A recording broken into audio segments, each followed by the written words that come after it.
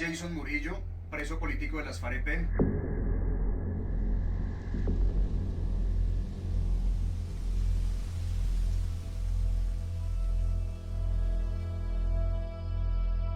Cuando a Laura, una mujer transgénero, la sacan de un patio de delincuencia común por ser muy bella.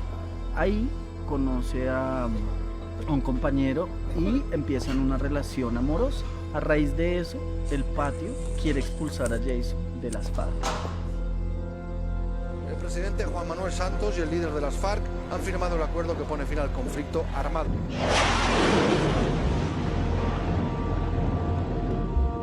Desde niño nos han infundido de que es hombre o mujer y que eso es lo normal. Entonces, las FARC siempre ha sido un monstruo y eso es lo que los medios han vendido. Y lo mismo yo pienso de que han hecho con ustedes. Si Jason se está fijando en mí es en la mujer que yo soy, no en el hombre que yo soy, eso es absurdo. Entonces, pues él empezó a darse una pelea. Queremos que todo el mundo entienda de una vez por todas qué es ser una mujer trans, que entienda que sobre ese cuerpo y porque ese cuerpo está ahí, porque es sobre ese cuerpo que pasan todas esas violencias.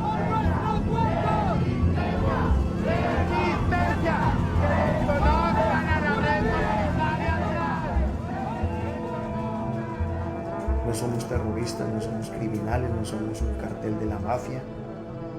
Somos luchadores, somos transformadores sociales, somos gente que defiende las utopías en las que cree. Pero no es mi historia la que me interesa contar, sino la de Laura. Hoy tenemos un viernes no muy convencional y es porque hoy tenemos invitados de una película que ya está en cartelera, se lanzó el día de ayer, el 12, y se trata de Transfariana y estábamos escuchando el tráiler y pues es una película que para mí tiene un tema central y es el amor, pero quiero preguntarle a sus realizadores. Acá me encuentro con Yorilda Shes, quien es el director de la película. Me sorprendió que estuvieras acá hoy, pero te saludo. ¿Cómo estás? Bien, ¿y ustedes? Estamos muy bien. Si te acercas un poquito al micrófono, muchísimo mejor. Y con Guillermo Quintero, que es el productor de la película. Guillermo, ¿cómo estás? Muy bien, gracias por la invitación. Buenas noches. Bueno, yo estoy diciendo y pues como adelantándome un poco y diciendo que la película es una película de amor, pero realmente no sé si ese sea el hilo conductor de toda la historia y te lo quiero preguntar a ti, Yogis, ¿qué opinas tú? Transfariana es una historia de amor y de lucha que ocurrió en la cárcel de La Picota. Encontré a Jason y a Laura en abril 2016 cuando fui invitado acá en Bogotá en el marco de un festival para presentar mi película anterior. Y fue una asociación que se llama Cuerpos en Prisión, Mentes en Acción que me invitó en la cárcel para presentar las películas del festival y encontrar a los detenidos. Y en este marco conocí a Jason y Laura y esta historia que es una historia inédita. Inédita, sí, inesperada. Y es increíble porque acá digamos que también hay algo de resiliencia, ¿no? Porque de alguna manera ellos van contra ese sistema y van contra una organización ya establecida, y hay algo aquí coyuntural que son los procesos de paz.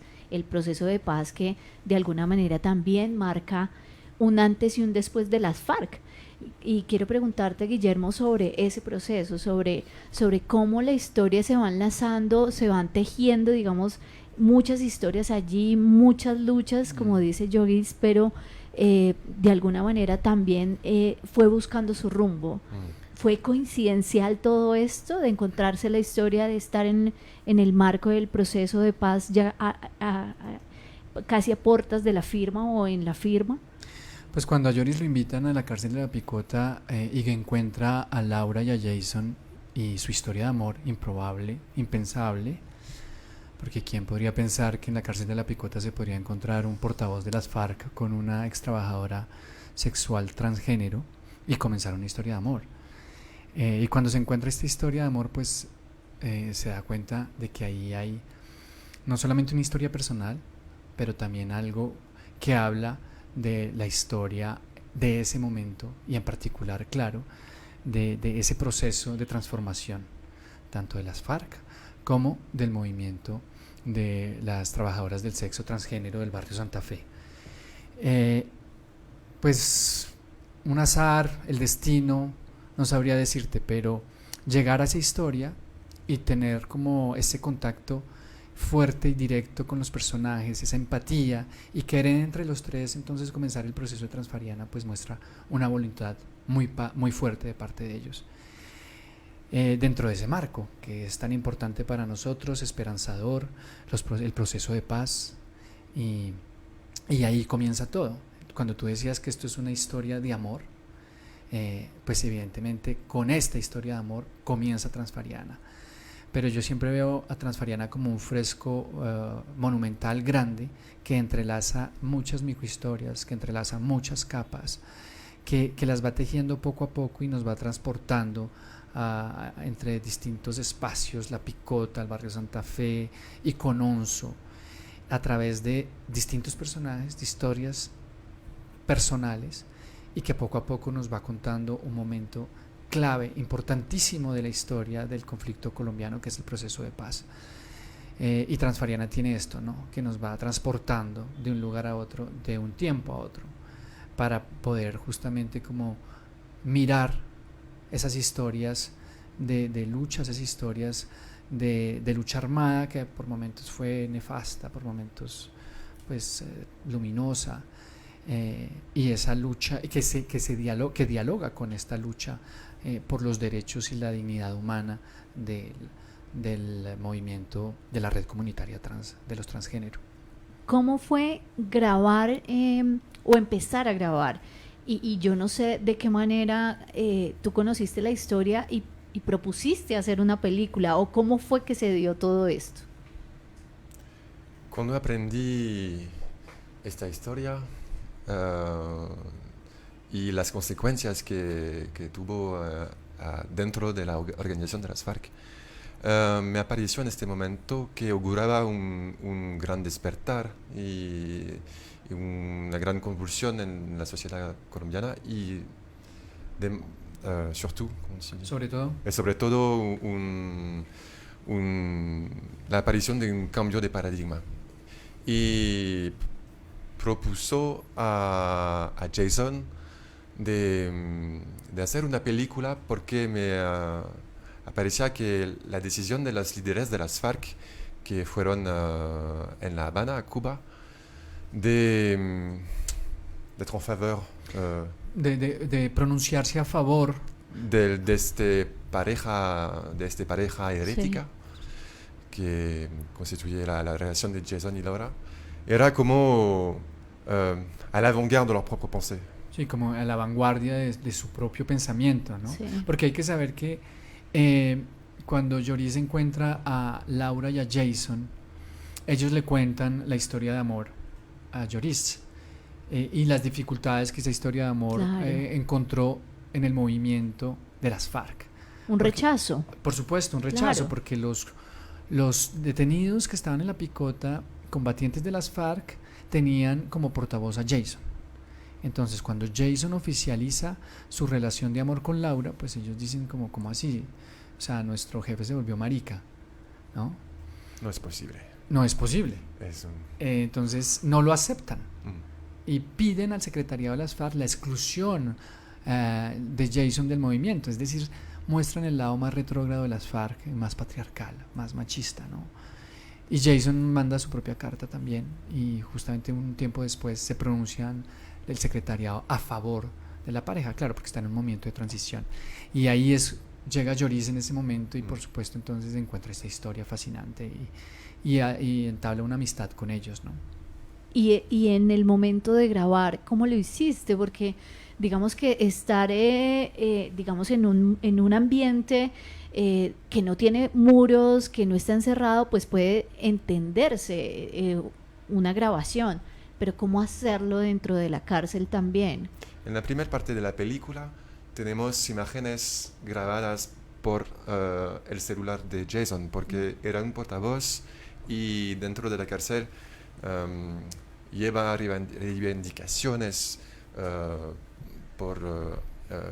en interno por sus camaradas, y como fue difícil el primer año de ingresar mi cámara, le pido de grabarse en su vida cotidiana y grabar sus tiempos de vacíos. Sí, sus tiempos, es decir, su cotidiano, sus momentos con la organización, libres, tal vez, su tiempo libre, exactamente. Y él realizó autorretratos. Sí. Con mucha autodirigión, como mucha autocrítica. Mucha autocrítica. Y en parallèle de ça, il y avait la vie concrète, enfin la rencontre qui se développait aussi dans Santa Fe avec Lulu et les filles de la red. Y en paralelo entonces a esas grabaciones que tenía Jason, pues que estaba realizando Jason, Lloris se encuentra con este otro mundo de la red comunitaria trans en el barrio Santa Fe, y ahí sí, entonces pues entra con su cámara, ¿no? Y entabla una intimidad también con ellos, y esas son como los dos tipos de registros de imágenes que se ven, ¿no? Los archivos de Jason en la cárcel y las grabaciones, las filmaciones de Lloris tanto en el barrio Santa Fe como posteriormente en los campamentos de transición donde se ensuite, encontraban. oui, Jason desde la cárcel organizó el encuentro entre las compañeras de la red comunitaria trans y sus camaradas en la zona de Icononso, Tolima. ¿Y cómo lo tomó los compañeros de Jason en la cárcel? Porque ellos querían la exclusión, pero el secretariado dice no, acá les vamos a dar como la bendición a esta pareja. ¿Cómo lo tomaron ellos? Según tengo entendido, pues lo acataron. De todas maneras, las FARC es una organización, o era una organización bastante jerárquica y vertical, y lo que dijeran los jefes del secretariado pues se cumplía. Entonces creo que no hubo ninguna objeción, y escucharon los argumentos en ese momento del secretariado. En ese momento hay que recordar que se está negociando el Tratado de Paz, y uno de los grandes capítulos de ese Tratado de Paz es el enfoque de género. Y no sé si recuerdan, y se ve en la película, que justamente gracias a ese enfoque hay un momento de mucho rechazo de la sociedad, pues obviamente de derechas, conservadora, que sale a las calles a protestar, ¿no? Protestar con mucha vehemencia, y esa parte, por ejemplo, uno la ve en la película. Lloris estuvo en parte de esas manifestaciones, muy violentas, por cierto, en donde se enarbola la religión y se enarbola pues ese paradigma, ¿no?, conservador, para atacar la ideología de género, el enfoque de género de los tratados de paz. Esta película yo creo que seguramente deja para ustedes también grandes descubrimientos, y quiero preguntarles sobre esos descubrimientos. ¿Qué encontraron allí? ¿Qué descubrieron con esta historia? Lo que descubrí sobre todo es esta capacidad de moverse, de hacer esta revolución dentro de la revolución. Y quiero que esta película, construida con varias componentes de la historia colombiana, puede ser como una lección de historia universal. Y lo que vi y lo que escuchamos a través de la palabra de los protagonistas de la peli, como Máximo Castellanos, Daniela Maldonado, Jason Murillo, Laura Catalina, Yurani Muñoz, es como la capacidad de reformular de forma de otra manera los retos políticos del presente. Y Guillermo, je t'en prie, sauve-moi, ayúdame. Sí, o sea, creo que el gran descubrimiento es tanto en la realización como cuando uno es espectador, pues es esta capacidad, como decía Joris, ¿no? de transformación que se da gracias a estas microhistorias y a ese encuentro y a esos diálogos, ¿no? A esos diálogos, no los diálogos de paz, sino los diálogos entre unos combatientes de las FARC que llevan años en el bosque y en la selva con un arma al cinto, con una ideología bastante dogmática, que se encuentran con prostitutas transgénero del barrio Santa Fe que de pronto van a visitarlos y que les explican cuál es su lucha, cuál ha sido también las formas de violencia que se han ejercido contra ellas, ¿no? Que no solamente tienen que ver con la inclinación y la orientación de género que puedan tener, sino por su condición socioeconómica. Entonces creo que gracias también a esa condición socioeconómica y a esa convergencia de clase, se encuentran un poco también con parte del discurso de las FARC y ahí encuentran como un lugar común, ¿no? Y ese lugar común es, lo dice un personaje en la película, es que siempre han sido considerados como monstruos. Ujú. El monstruo de las FARC, si yo soy combatiente de las FARC, muchas veces la sociedad colombiana lo ve a uno como un monstruo y no analiza como las raíces, el porqué, el más allá de por qué un combatiente raso de las FARC es combatiente de la raso de las FARC, porque eso tiene explicaciones socioculturales e históricas muy fuertes y lo consideramos como un monstruo, así como la sociedad colombiana ha considerado siempre a los transgéneros y prostitutas como monstruos. Es verdad. Entonces, esos monstruos se encuentran y se reconocen dentro de su monstruosidad. Y juntos constituyen un monstruo grande. Y juntos constituyen un monstruo grande. Y ellos mismos lo dicen, ¿no? Somos Plaza Sésamo, ¿no? O sea, imagínense, aquí estamos reunidos estos dos monstruos.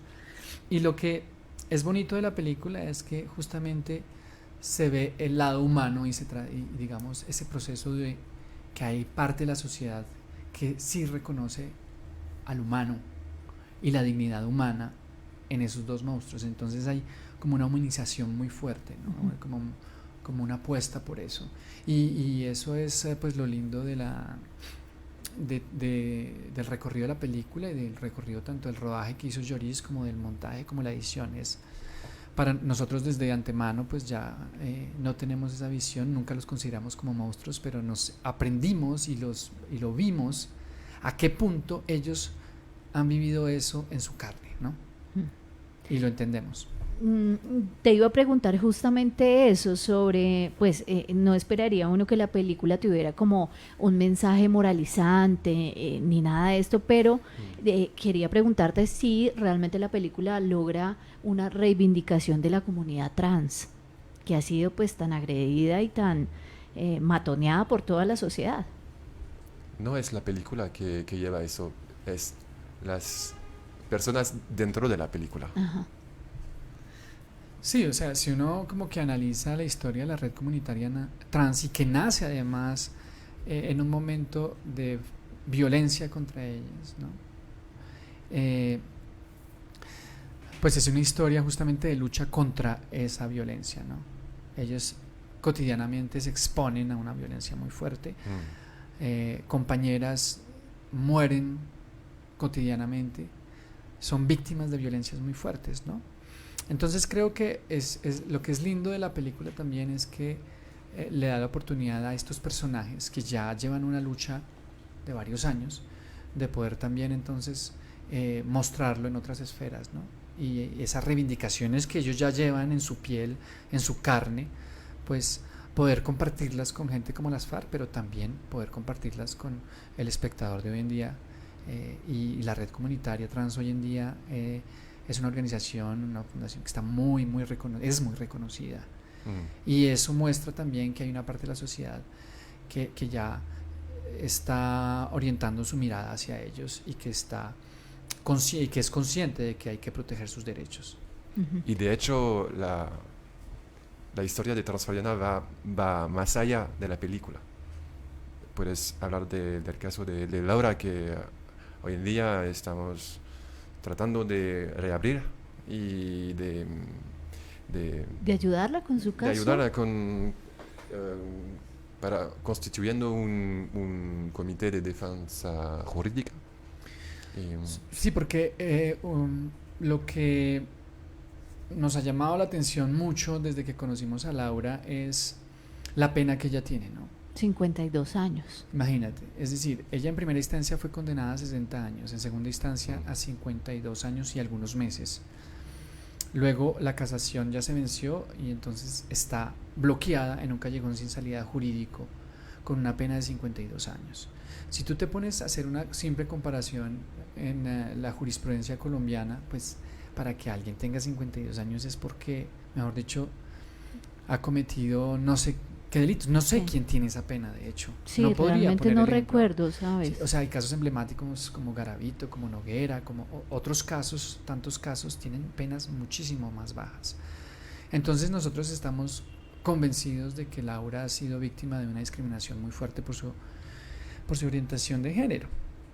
Simplemente cayó en manos de un sistema que es homófobo, transfobo, reaccionario, patriarcal, machista, y que se ve reflejado en todos los pasos de su proceso. Tanto el abogado de oficio que la defendió, que no hizo nada por justamente demostrar que los cargos que se le imputaban pues eran muy discutibles, y en particular el de secuestro extorsivo, porque lo que hay que decir, y hablemos de los hechos, es que Laura sí perteneció a una banda en el barrio Santa Fe que robaba a sus clientes. Ella se dejó en ese momento seducir por esa banda y dijo, bueno, voy a ser parte de esta banda, y ella era el anzuelo que capturaba a los clientes que después posteriormente eran robados. Cuando capturan a la banda, ella es la única que se presenta voluntariamente al juicio, y ella es la que tiene la pena más alta. Dos de los testigos, los únicos testigos del caso, no reconocieron a Laura personalmente. Entonces uno se pregunta qué tipo de juicio tuvo Laura, ¿no? Discriminatorio, totalmente. Es decir, sí, que pague su condena, pero que pague una condena justa. Entonces los abogados que hemos consultado actualmente nos dicen hoy que cualquier abogado, ¿sí?, competente hubiera podido desmontar ya de por sí ese cargo de secuestro extorsivo, que en ese momento obviamente está ligado a la actividad terrorista y que dentro de la jurisprudencia colombiana pues tiene una pena muy alta, y eso es lo que la condena a ella hoy. No hay homicidio,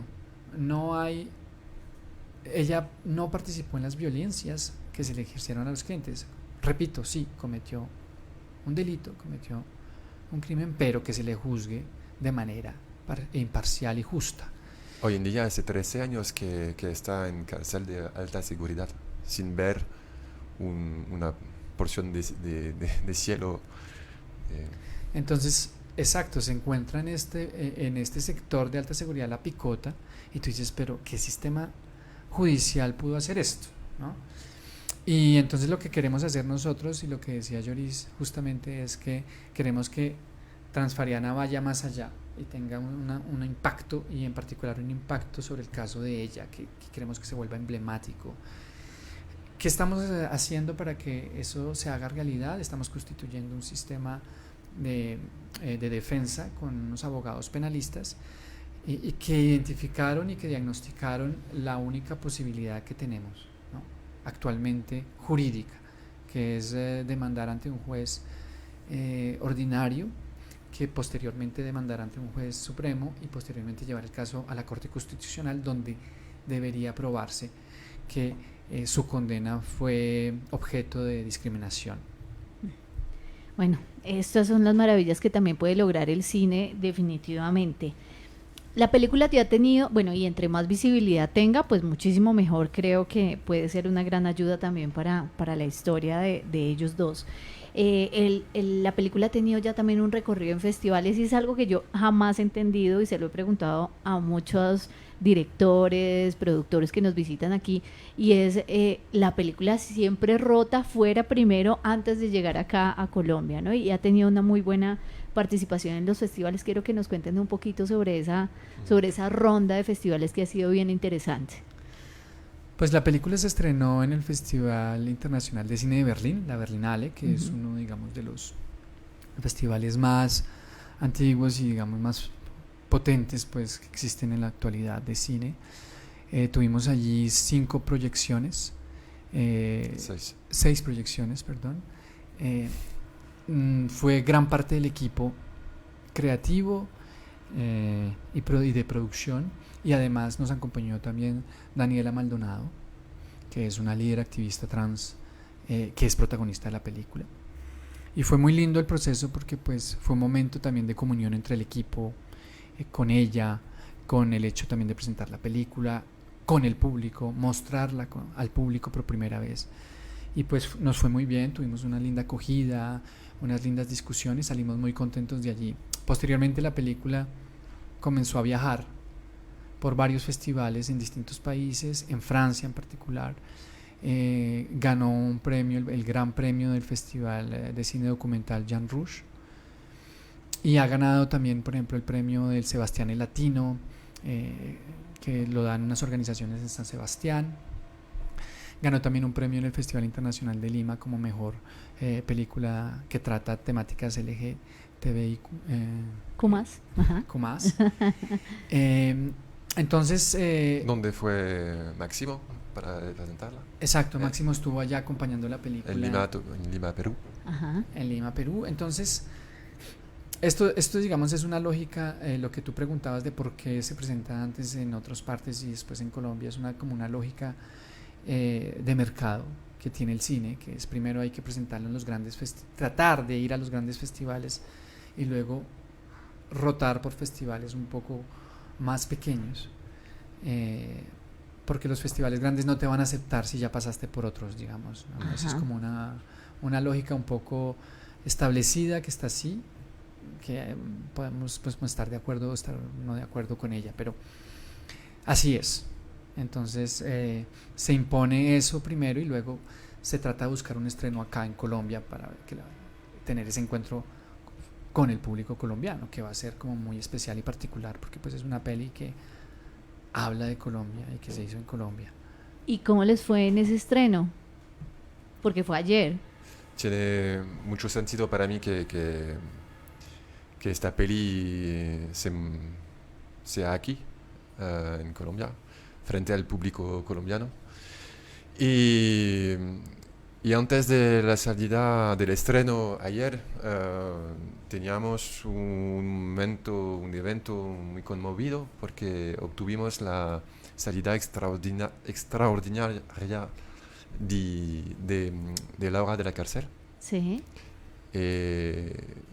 Ella vi por la primera vez la película. Ajá. Fue un momento muy especial porque estaba con nosotros, con nosotras, con sus amigas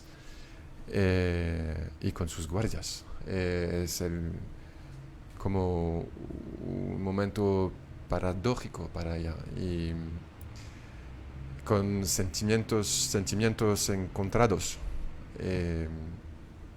Sí, fue un momento realmente muy emotivo, muy intenso para todos, para el equipo, para las chicas de la red que conocen a Laura, las amigas de Laura, para ella, para el festival, para el público que descubría también la película, porque conocemos el caso de Laura, sabemos la injusticia y de repente verla ahí con nosotros, saber que ella está ahí viendo la película y escucharla, porque Laura hay que escucharla, porque tiene un discurso increíble en donde se deconstruye a ella misma de una manera muy luminosa y nos puede como enseñar muchas cosas, ¿no? Cuando ella habló ayer, después de la proyección en la Cinemateca, antier, el miércoles, no se escuchaba nada, no se escuchaba una mosca, era increíble, o sea, ella hablaba y se sentía como una atmósfera electrizante en toda la sala Y fue un momento muy, muy fuerte y emotivo. Y escucharla a ella también es escuchar a la comunidad trans. Es escuchar las violencias, las vivencias de esas violencias, ¿no? Y cómo hoy en día ella está ahí, ¿no? Gracias también en parte a esas violencias que ha sufrido. Y fue como el culmen o el momento clímax de ese estreno que hemos tenido en el Festival Internacional de Cine de Bogotá, el BIF. Ya habíamos tenido otras proyecciones antes, en donde habíamos también podido como poder como percibir la recepción del público, como esa energía también con el público es muy importante. Y para nosotros ha sido un momento vital, muy importante, porque claro, había mucha expectativa, ¿no? Una expectativa de cómo el público colombiano va a recibir esta película. Y ha sido muy positivo, ha sido muy emotivo y hemos encontrado como una gran recepción. Por supuesto, y ya lo he dicho en otras ocasiones, la gente que va a ver la película es gente que por sí está interesada en estos temas. O sea, cuando tú lees la sinopsis y vas, es porque estás interesada en conocerlo. Supongo que gran parte de la sociedad colombiana lee la sinopsis y se le eriza todo, ¿no? Y no quiere ni saber nada de esta historia. Y lo puedes ver en ciertos comentarios en las redes sociales y eso. A mí me encantaría que gran parte de esa sociedad viera la película y discutiera. Y no discutir de manera dogmática, sino, o sea, siempre se ha negado la existencia de estos grupos discriminados, marginalizados. Pues venga, vea lo que viven y analice un poco por qué lo viven, ¿no? No es por una escogencia personal, sino es porque la sociedad no les ha dado la oportunidad de tener otra vida, ¿no? Y me encantaría, por ejemplo, lo decía ahora hace un rato, poder organizar una proyección con el Centro Democrático. ¿Por qué no? Hay que proponerla. De repente. Será un poco intensa también, supongo. De repente. Pues la película está en cartelera en este momento en la Cinemateca de Bogotá. ¿Dónde más la vamos a tener? ¿Solamente en este espacio? No. Aquí en Bogotá, en la Cinemateca, que es un espacio privilegiado pues y muy abierto al cine colombiano en particular. En Cali estaremos en La Tertulia, con algunas proyecciones en La Tertulia, Medellín en el MAM, en Confama y en el Colombo Americano. Nosotros la estaremos acompañando este domingo en Cali, con Daniela y su hija, la hija de Max y Lulu. Ah, sí. Sí, nos va a acompañar Daniela y Luchi, que ya tiene 5 años. Bueno, Luchi es la hija de Daniela y de Max. O sea, está en la película dentro del vientre de Max. Ahí, dejémosla ahí, porque yo creo que la gente tiene que verla. Sí, no vamos a hacer más revelar, spoiler. Más exacto. Estaremos también acompañándola el viernes de la otra semana, es decir, en 8 días, en el Colombo Americano en Medellín, y ahí estaremos con Max y también con Luchi. O sea, Luchi nos va a acompañar en 2 ocasiones. La acompañaremos también este lunes en la proyección que va a haber en la tarde en la Cinemateca Distrital. Entonces, para que aprovechen y nos acompañen también y puedan como discutir con nosotros ahí en directo. Pues fantástica la película, y creo que es una película obligada para muchas personas, sobre todo para las personas que nos interesan estos temas de la comunidad trans, y para reivindicar lógicamente sus derechos que siguen siendo tan vulnerados.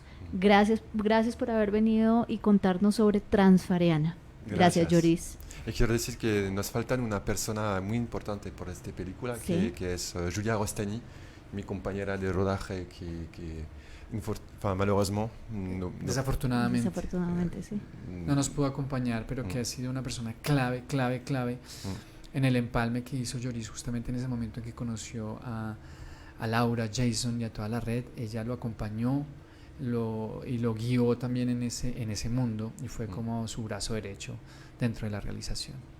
Julia Rostani, sí, un saludo para ella. Gracias. Gracias, Lloris. Gracias, Guillermo. Gracias a ti. Ser muy bella. Ahí conoce a un compañero y empiezan una relación amorosa. A raíz de eso, el patio quiere expulsar a Jason de las FARC. El presidente Juan Manuel Santos y el líder de las FARC han firmado el acuerdo que pone fin al conflicto armado.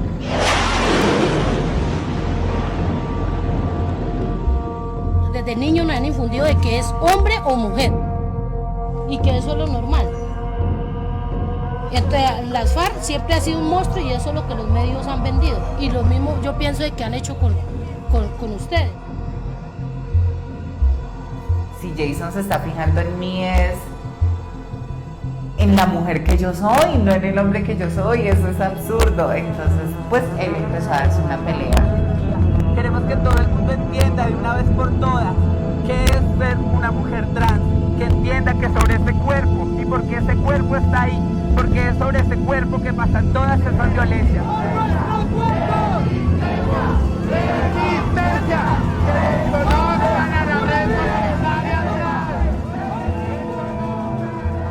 No somos terroristas, no somos criminales, no somos un cartel de la mafia. Somos luchadores, somos transformadores sociales, somos gente que defiende las utopías en las que cree. Pero no es mi historia la que me interesa contar, sino la de Laura.